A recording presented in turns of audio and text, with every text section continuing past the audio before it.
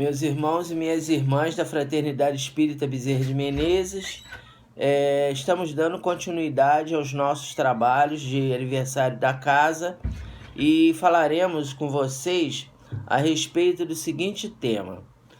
Vou pegar minha cola aqui para ficar mais fácil para a gente conversar, tá? Deixa eu pegar aqui minha colinha.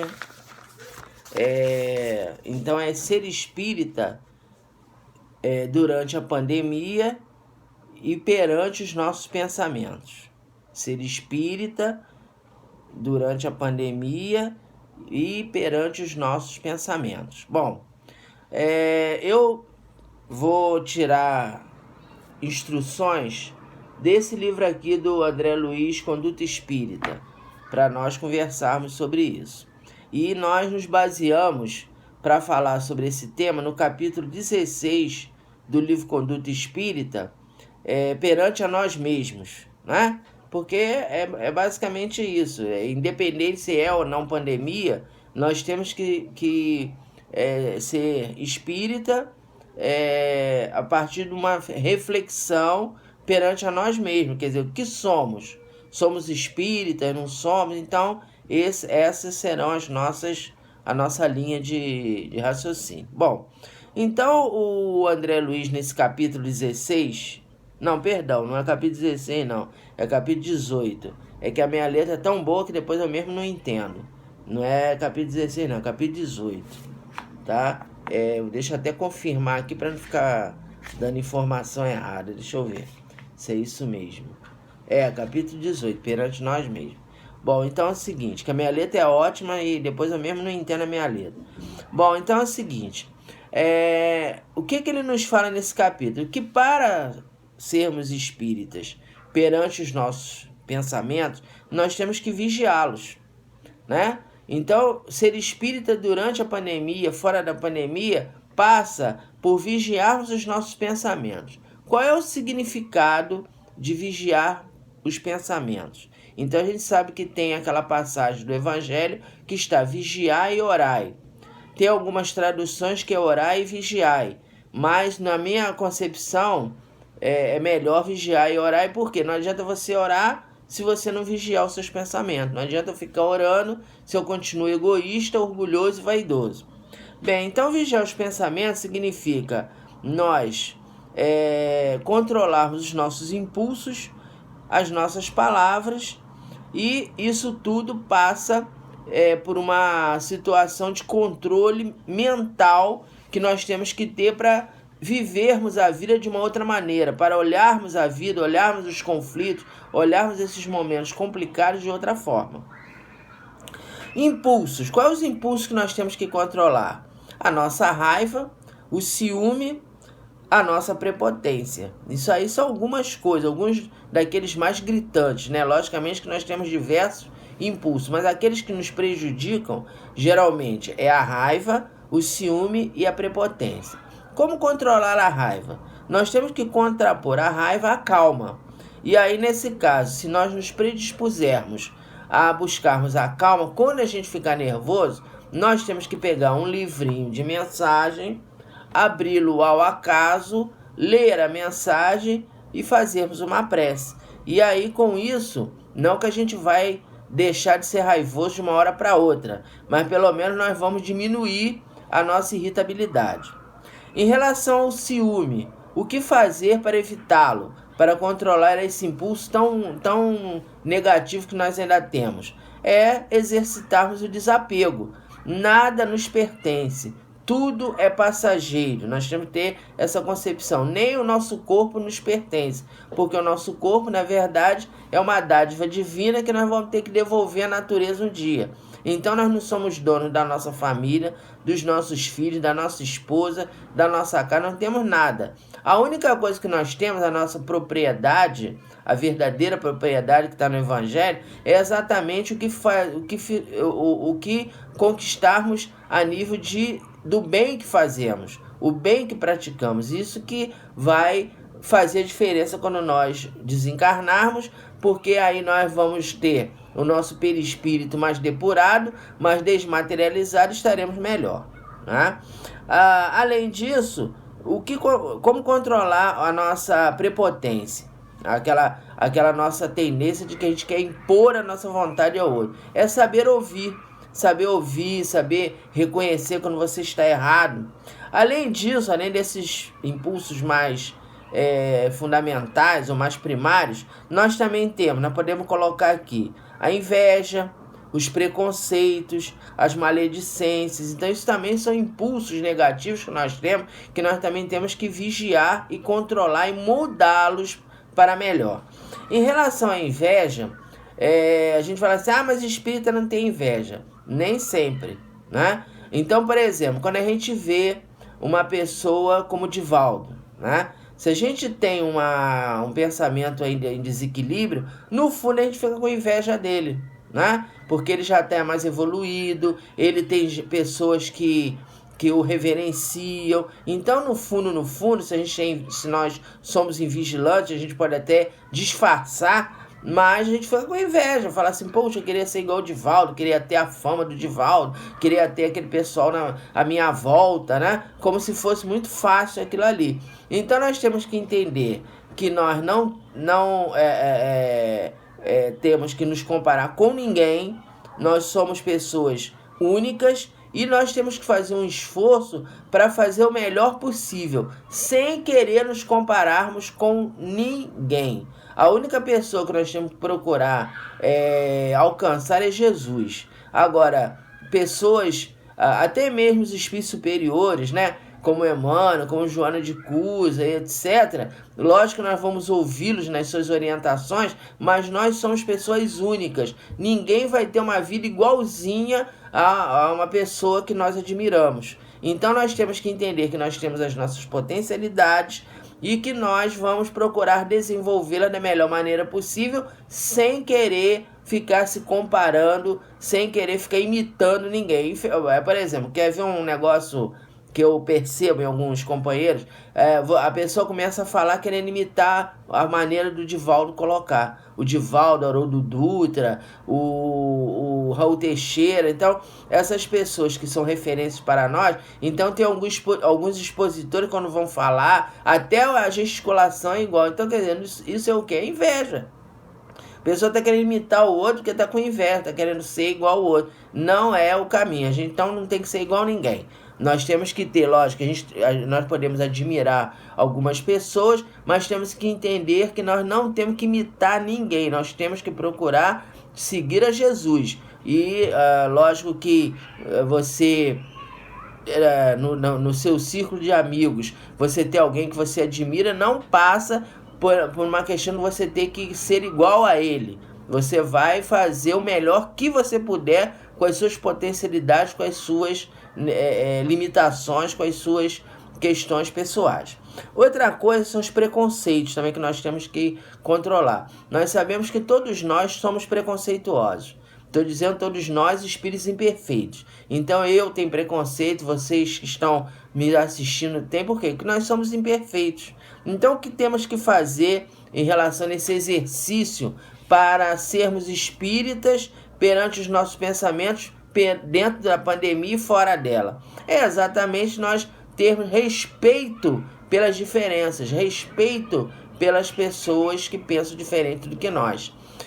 Então, por exemplo, a gente tem pessoas na nossa família e aí a gente tem que fazer aquele exercício para não criticá-las, que creem que você indo numa cartomante, né? Eu tenho uma pessoa na minha família que, né, fez isso, né? A pessoa tá lá com seus problemas e tal, ao invés de procurar fazer uma reflexão em relação ao que está acontecendo e de que forma que vai resolver, gastou uma quantia relativamente elevada, é uma pessoa que não tem muito recurso, está sempre em dificuldade, aí recebeu aí um auxílio emergencial do governo, ao invés de usar de uma forma que não, pegou, eu vou lá na dona fulana e tal. Aí ligou pra ela, olha, é X, e eu não aceito cartão, é dinheiro. Aí ela foi lá, entendeu? Então eu tenho que fazer um esforço, eu tive que fazer um esforço pra mentalmente não ficar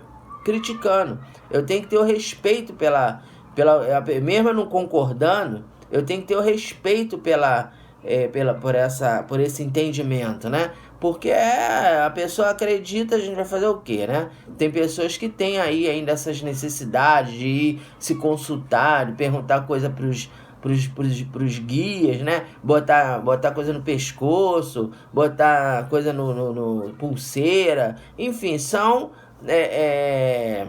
situações que nós temos que respeitá-los, né? A gente está falando do afro-brasileiro, mas também temos aí os nossos companheiros evangélicos que seguem essas lideranças, né, evangélicas cegamente. Vota no fulano. E a pessoa não questiona, vai lá e vota. Então, esse conviver com a diferença é importantíssimo para o nosso crescimento. Se a gente não ficar aquele posicionamento preconceituoso de achando que fulano é errado e só a gente que está certo, é complicado. Uma outra coisa também é com a maledicência que passa por essa questão do preconceito, né? De você não ter preconceito. Então, quando você fica comentando, por exemplo, tô falando aqui com vocês o que aconteceu com essa pessoa, mas eu não tô dando o nome e eu não estou dizendo o valor que a pessoa cobrou, né? Se eu falar, é fulana, que é minha, é isso, é aquilo da minha família, a médica cobrou tanto, aí não sei o que, aí sim, seria uma maledicência. Eu tô falando, estou exemplificando, exatamente para a gente ter a dimensão do respeito que a gente tem que ter pela diferença. Então, em relação à maledicência, eu não julgueis. Então a gente não tem que estar julgando ninguém. Nós temos que ter, atrelado essa questão do respeito, nós temos que ter esse entendimento de que nós temos que evitar maledicência. Bom, então, e veja bem, essa questão da maledicência, queria fazer um parênteses, que a gente pensa que a gente não pode falar nada em relação a ver alguém cometendo um erro, né? Então, por exemplo, a gente vê agora os políticos se corrompendo. Então, claro que nós temos o direito de ficarmos indignados. A questão é a maneira pela qual você vai fazer o comentário. Se for um comentário pejorativo, um comentário que vai denegrir o outro, aí a gente sabe que é complicado. Nós temos que fazer um comentário caridoso, uma colocação caridosa. Mesmo quando a pessoa está bem errado, nós temos que procurar ter aquele comentário caridoso. Por quê? Porque nós já tivemos as nossas experiências reencarnatórias e quem sabe se nós também já não fizemos coisas semelhantes. A gente está vendo aí, porque o irmão guardou dinheiro no lugar X, etc. Quem sabe se eu já não fiz isso também. Então agora eu tenho direito de ficar... Lógico, ele está errado. Eu, enquanto cidadão, eu tenho direito de me posicionar, mas não com aquela situação de querer usar termos pejorativos e ridicularizar o companheiro de forma a humilhá-lo, porque eu também posso ter feito isso em vidas anteriores, tá? Bom, então essa questão de você controlar os seus impulsos para que os seus pensamentos sejam melhores, passa também pela questão do auto-perdão. Ou seja, antes de você mudar qualquer defeito seu, você tem que se auto-perdoar. O que significa isso? Você tem que aceitar as suas limitações como elas se configuram. Você não pode em nenhum momento querer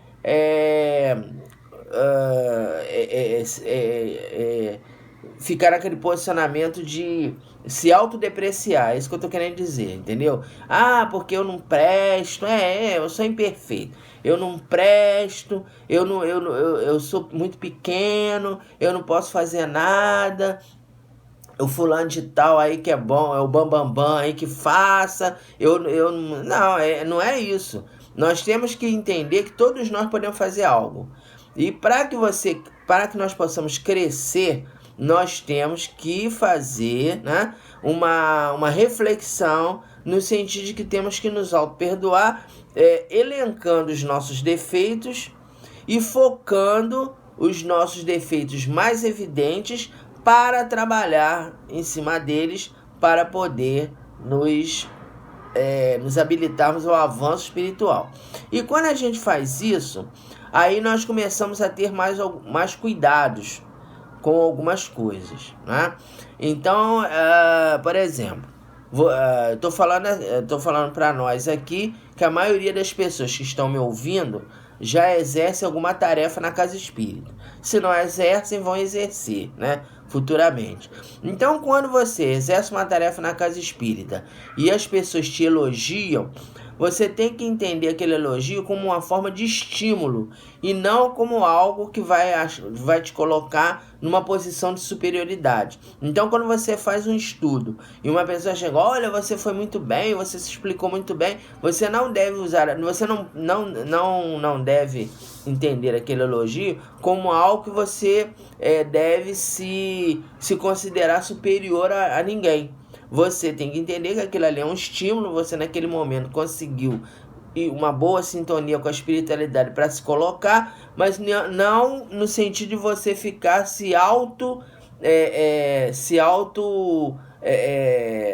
colocando numa condição de superioridade por causa disso, né? Se auto-elogiando, aquela condição de suficiência, né? Você se considerar autossuficiente. Não, eu não preciso. Então, por exemplo, aqui, ó, minha cola, tá? Eu podia chegar, eu vou pegar o livro, vou ler o capítulo e vou comentar, tal, que eu consigo, já tem muito tempo de palestra e tal, então posso pegar o capítulo, ler na hora que eu estiver falando e vou comentando que eu dou conta. Não. Eu li antes, escrevi as coisas principais do capítulo, treinei antes de falar, né? Eu sempre faço isso, graças a Deus, até hoje, quando eu vou fazer, principalmente gravação, né? E a gente, antes de falar, eu dou uma treinada, eu fico lá e tal. Por quê? Porque eu sei que ainda sou um aprendiz. Por mais que uma pessoa fale assim, olha, você tá muito bem, não sei o quê, olha, a tua gravação tá ótima. Não está ainda, né? Eu preciso ainda caminhar muito, a gente está aprendendo, e temos aí algumas questões que a gente está avançando, mas não estamos ainda numa posição de autossuficiência. Nós precisamos nos preparar. Eu não posso falar assim, eu vou ler tudo na hora que os espíritos vão me intuir. Não. Se você não se preparar, os espíritos não vão fazer o trabalho para você. Você precisa se preparar, precisa ter a tua colinha, tá? Sem vergonha nenhuma, porque eu não sou espírito evoluído, não consigo falar de improviso, eu preciso botar os pontos principais, porque eu tenho consciência das minhas limitações. Então isso é o quê? É você. Se você está consciente de que você tem limites, que você tem defeitos, que você tem orgulho, vaidade e egoísmo, você tem que ter esse cuidado de não se considerar autossuficiente. Não, eu já tenho muito tempo de palestra, olha, eu chego lá na hora, eu abro o livro, leio, falo, não preciso ninguém nem fazer roteiro, eu preciso. E sempre farei, porque ainda é necessário. Outra coisa também é você não se considerar dono da verdade. Quando você começa a fazer essa reflexão, essa mudança, ter esse cuidado com os teus pensamentos, você não vai se colocar como dono da verdade. Você é uma pessoa falível, que você tem aí as suas necessidades, as suas limitações, e você não é dono de verdade nenhuma, você não sabe nada. Nós estamos ainda em aprendizado, estamos caminhando junto. E aí quando vem alguma coisa que a pessoa fala assim, olha, Fernando, hoje você não foi bem nessa colocação aí, você precisa revisar a um ponto, tudo bem, vamos revisar, vamos analisar, vamos rever, porque eu sei ainda que eu estou a caminho, eu não estou ainda pronto, eu estou em processo de evolução. Então isso também é importante para você não ficar... Porque o que ocorre? Quando a pessoa se julga dona da verdade, se alguém te faz uma crítica, você fica melindrado. Você se milha, como é que vem me criticar? Eu já tenho tanto tempo fazendo palestra. Como é que aquela pessoa... Ainda mais se a pessoa é mais jovem, né? como é que pode? Não, a pessoa pode. Todos vocês que estão me assistindo, quando eu falar alguma besteira, pode chegar para mim e falar, olha, Fernando, você falou isso tá errado, ou não gostei, ou você, né, cometeu um equívoco. Então temos que ter essa abertura.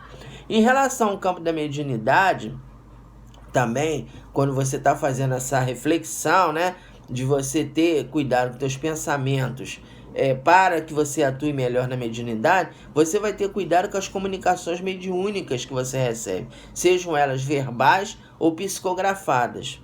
Por quê? Estou falando isso para os médiuns ostensivos, né? Por quê? Porque nem tudo que você recebe, você pode naquele dia da reunião, você não está bem sintonizado e você pode estar falando algo que é irrelevante.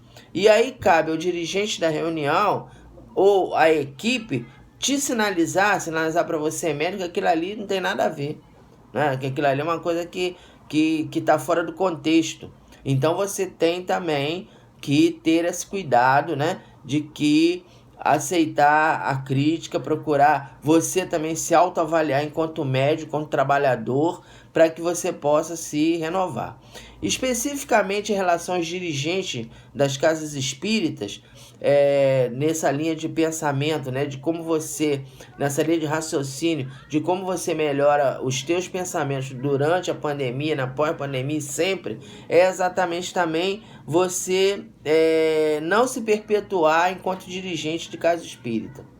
Então, por exemplo, sem querer fazer apologia das minhas atitudes, mas eu cheguei à conclusão que meu tempo de presidente da Fraternidade Espírita Bezerra de Menezes já terminou. Eu cheguei para o Alexandre e falei: Alexandre, olha, agora você assume, ele vai ficar o tempo que ele achar necessário e assim por diante. Então nós não temos que ficar querendo nos perpetuar, achando que você é infalível, que você é insubstituível, que a casa depende de você, que se você não estiver presente, nada acontece. Não.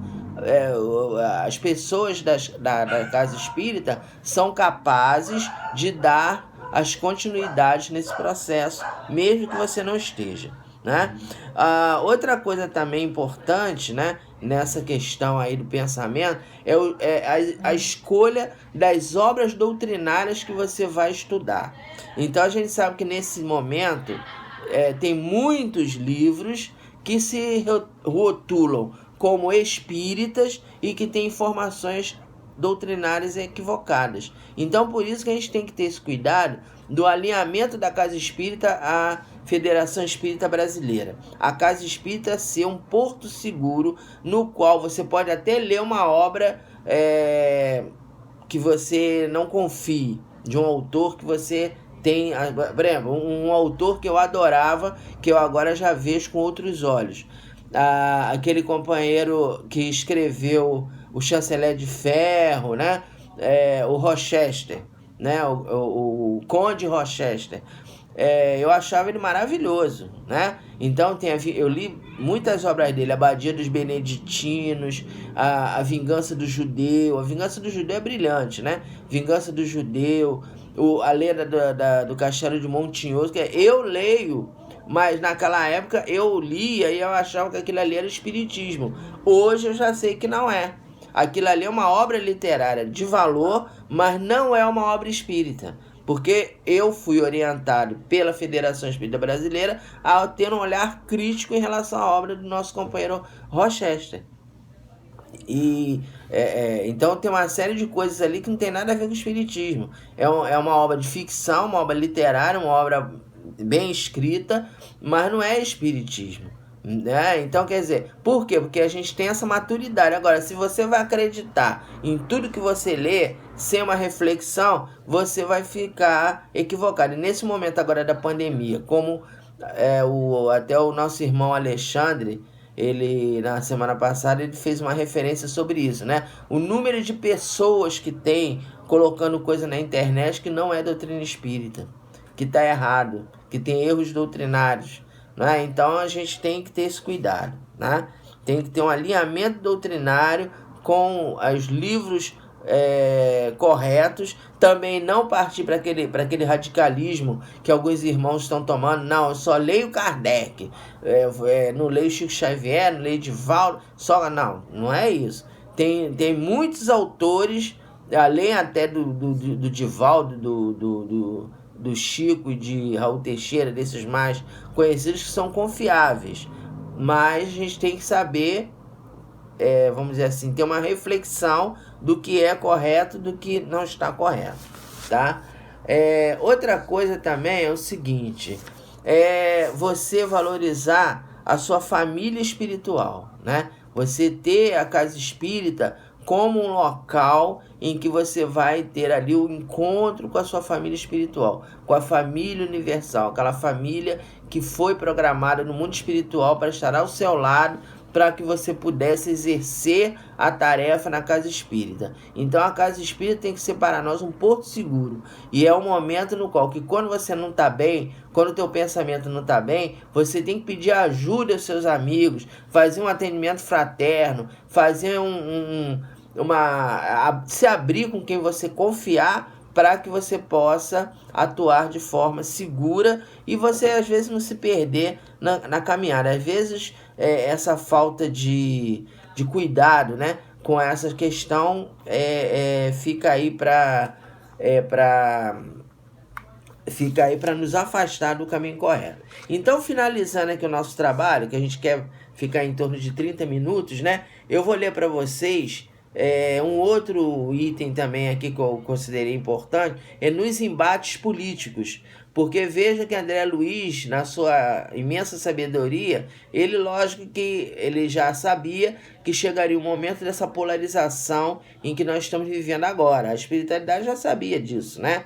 Que haveria um momento da polarização. Então, ele colocou aqui, eu vou ler aqui uns trechos do que ele colocou, para que nós possamos refletir, fica aí como uma finalização do nosso trabalho. Então, aqui ele fala o seguinte: situar em posição clara e definida as aspirações sociais e os ideais espíritas cristãos, sem confundir os interesses de César com os deveres para com o Senhor. Só o espírito possui eternidade. Distanciar-se do partidarismo extremado, paixão em campo, sombra em torno. Em nenhuma oportunidade transformar a tribuna espírita em palanque de propaganda política, nem mesmo com sutilezas comovedoras em nome da caridade. O despistamento favorece a dominação do mal. Cumprir os deveres de cidadão e eleitor, escolhendo os candidatos aos postos eletivos segundo os ditames da própria consciência, sem contudo enlear-se nas malhas do fanatismo de Grey. O discernimento é o caminho para o acerto. Repelir acordos políticos que, com o empenho da consciência individual, pretendem defender os princípios doutrinários ou aliciar prestígio social para a doutrina em troca de votos ou solidariedade a partidos e candidatos. O espiritismo não pactua com interesses puramente terrenos. Não comerciar com votos dos companheiros de ideal sobre quem a sua palavra ou cooperação possam exercer alguma influência. Então eu recomendo a vocês a leitura desse capítulo aqui, ó, do livro Conduta Espírita, capítulo 10. Ó. Vou botar até aqui bem pertinho para vocês verem. Por que, gente, que a gente está encerrando o nosso comentário com essa colocação? Pelo seguinte, que nós estamos num momento de polarização e a gente fica em casa e fica o tempo todo dando notícia negativa. Ah, porque o Brasil não tem jeito, que ano que vem vai ter um desemprego avassalador, que a gente não vai sair dessa situação e tal, e fica aquelas especulações. Então nós temos que ter tranquilidade. Logicamente que sabemos que, enquanto cidadãos, nós temos o direito de ter as nossas convicções, né? Ou de esquerda, ou de direita, ou de centro-esquerda, lá o que seja. Isso não importa. O importante é que, enquanto cidadãos, nós temos o direito de estudarmos, de lermos, de ouvirmos opiniões para estabelecer um critério de pensamento político. Mas não podemos, em nenhum momento, entrar nessa banalização da polarização. De ficar na rede social atacando pessoas e nem, que é o mais importante, nem nos inquietarmos com esse momento. Nem achar que o Brasil não tem mais jeito. Porque esse é o grande problema. Isso aí o Alexandre também já fez uma sinalização na outra palestra. Eu volto, me desculpem estar sendo repetitivo, mas é porque a gente vê muitas pessoas inquietas. Eu volto a reafirmar, nosso país tem jeito. Por quê? Porque esse momento que estamos vivendo estava previsto por Jesus no sermão profético.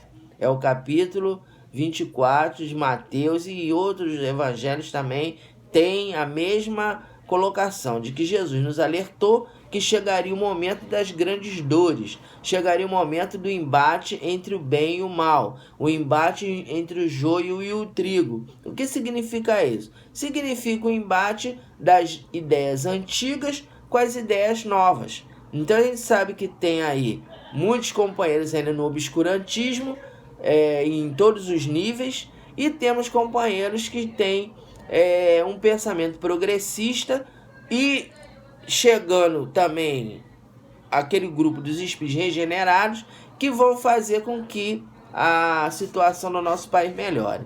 Então nós temos que ter essa convicção.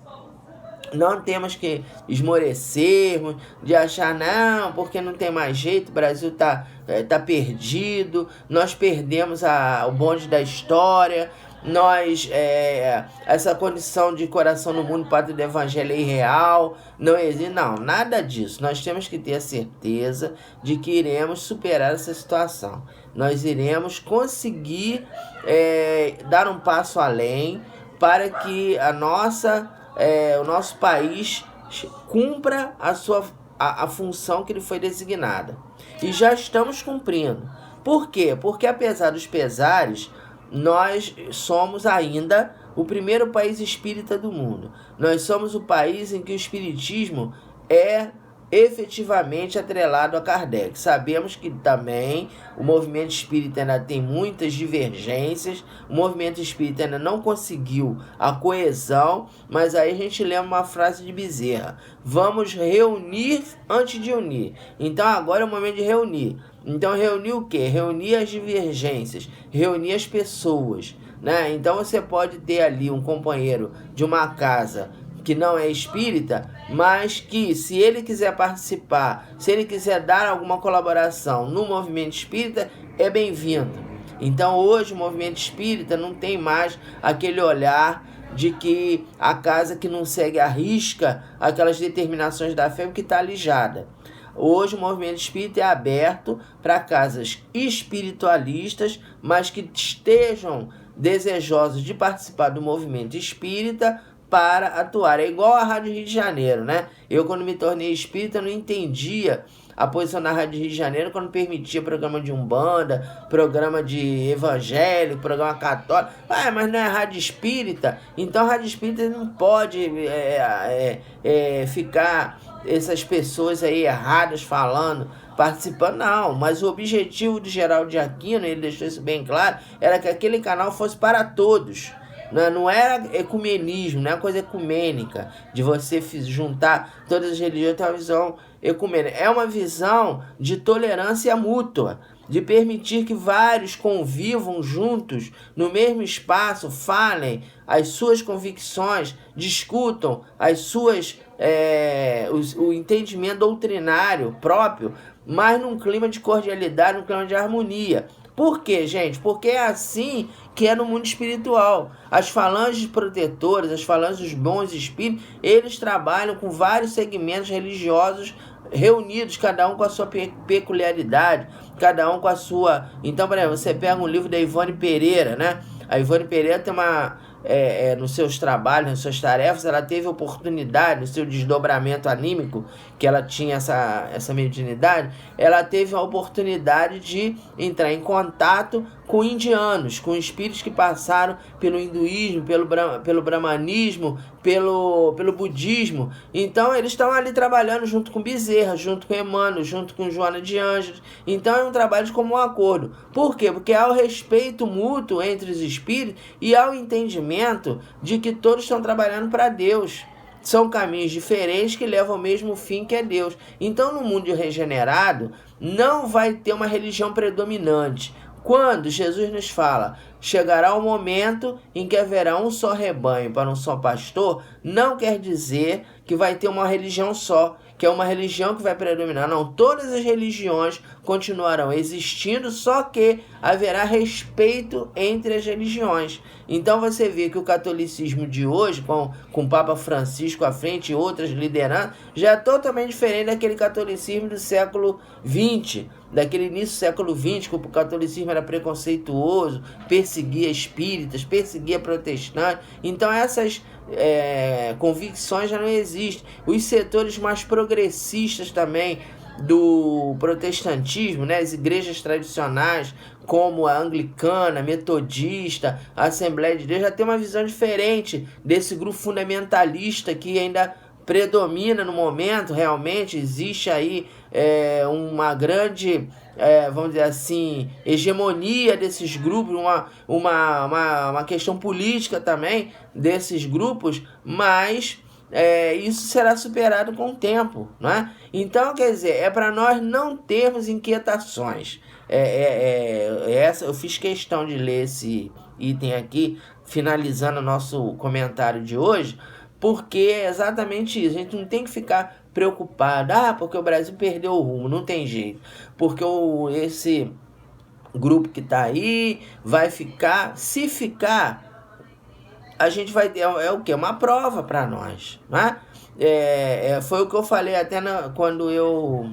não sei se vocês assistiram a um estudo que nós fizemos do pensamento de Emmanuel, né? Falando sobre o espírito é tudo. É exatamente isso, né? Quem colocou esse grupo aí? Não foi a população? Não foi a maioria da população que desejou? Então nós temos que respeitar o desejo da maioria. Não concordamos com muitas coisas, mas temos que conviver pacificamente. Não adianta a gente ir pra rua querer quebrar tudo, botar fogo em ônibus. O caminho não é esse. O caminho é nós nos capacitarmos para aprender a votar melhor, para escolher melhor os nossos candidatos. Agora, principalmente nesse momento da eleição municipal, parece uma coisa, mas prefeito, não sei o que, eu vou anular. Não, vamos analisar, vamos ver se tem alguém aí que nós gostamos, né? Não vamos nos abster, não, vamos anular, que ninguém presta. Será que é isso mesmo? Será que a gente não tem que fazer uma análise? Né? Por quê? Porque tem certos candidatos, tem certos partidos que são minoritários, mas se você começar a votar neles, um dia eles vão conseguir. São partidos que têm uma diferenciação, tem um outro caminho, né? E aí com isso também orar pelos irmãos que estão envolvidos na política. A gente também não faz isso, que a gente tem aquelas coisas de não quero orar por político não presta, não. Nós temos também que orar por eles, porque muitos estão bem intencionados, muitos estão talvez sofrendo um processo obsessivo. A gente sabe que é um cargo relevante, né? É um local em que você vai lidar com muito dinheiro, com muitas tentações, então você tem que orar pelos irmãos. Então, quer dizer, a gente está finalizando esse nosso estudo do ser espírita durante a pandemia, perante os pensamentos, com essa referência. Não é para fazer política partidária. Não estou falando aqui, vamos escolher o partido X ou Y, ou vamos apoiar esse ou esse candidato. É para nós não nos inquietarmos com a situação política conflitante que o nosso país ainda vai viver durante muito tempo. Eu creio que a nossa geração não vai ver uma situação equilibrada. A nossa situação é essa mesma. O grupo que está aí talvez ainda fique um tempo, ou a gente concordando ou não, a gente vai ter que conviver, né? E nós temos que ter aquele sentido de apaziguar as pessoas, de dar esperança às pessoas. Não é de você, não tem jeito não, o Brasil não tem mais jeito, perdeu mesmo, aqui só tem ladrão. Não, temos muitas pessoas boas, temos muitas pessoas honestas, temos muitas pessoas que querem o bem nos diversos segmentos religiosos. Nós temos pessoas que estão se empenhando por um mundo melhor, né? Até mesmo os companheiros aí de youtuber e tal, se você procurar com uma forma assim bem cuidadosa, você vai ver que tem companheiros que falam coisas pertinentes, que vão nos acrescentar, que vão ter uma crítica mais equilibrada. Então, essa é a mensagem que a gente quer deixar para vocês nesse momento também, né? Não estou fazendo abordagem política, eu quero deixar bem claro. E isso é uma colocação de André Luiz, que eu recomendaria a vocês a procurar nesse livro aqui, porque ele fala que nós temos que ter esse cuidado. Então, meus irmãos, é isso que a gente queria conversar com vocês, que nós tenhamos bastante tranquilidade, que nós possamos ficar em paz, pacificar os nossos corações. Ano que vem a gente sabe que ainda não vai acabar essa pandemia, né? A pandemia ainda vai continuar, ela ainda vai ficar aí mais um ano praticamente, e a gente vai continuar mesmo no virtual, mas tenhamos confiança de que esse momento vai acabar, que nós seremos, o mundo será melhor, que estaremos com Jesus. Então, assistam os próximos estudos. Semana que vem tem outro estudo. A gente vai ficar nas terças-feiras colocando estudos. Eu espero que vocês assistam, que Jesus nos abençoe. Graças a Deus.